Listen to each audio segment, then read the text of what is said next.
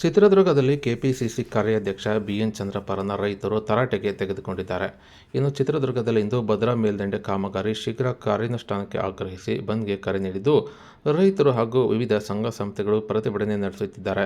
ಇನ್ನು ಈ ಒಂದು ಪ್ರತಿಭಟನಾ ಸ್ಥಳಕ್ಕೆ ಇಂದು ಬೆಳಗ್ಗೆ 11:30ಕ್ಕೆ ಕೆಪಿಸಿಸಿ ಕಾರ್ಯಾಧ್ಯಕ್ಷ ಹಾಗೂ ಮಾಜಿ ಸಂಸದ ಬಿಎನ್ ಚಂದ್ರಪ್ಪ ಅವರು ಆಗಮಿಸಿ ಭಾಷಣ ಮಾಡುತ್ತಿದ್ದರು. ಈ ವೇಳೆ ರೈತರು ಬಿಎನ್ ಚಂದ್ರಪ್ಪ ಅವರನ್ನು ತರಾಟೆಗೆ ತೆಗೆದುಕೊಂಡಿದ್ದಾರೆ.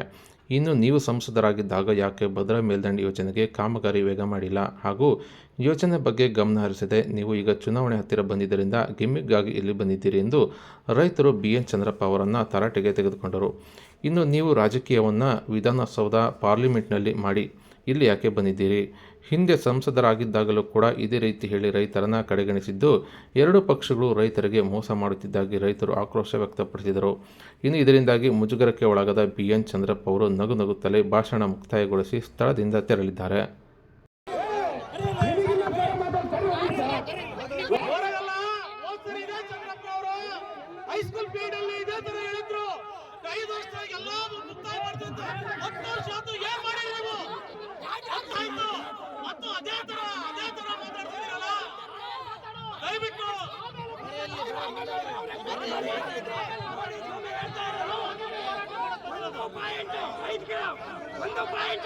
ಕೇವಲ ಅಜ್ಜಂಪುರದ ರೈತರನ್ನ ಸರಿಪಡಿಸಿ ಎರಡು ಸರ್ಕಾರಗಳು ಈಗಿನ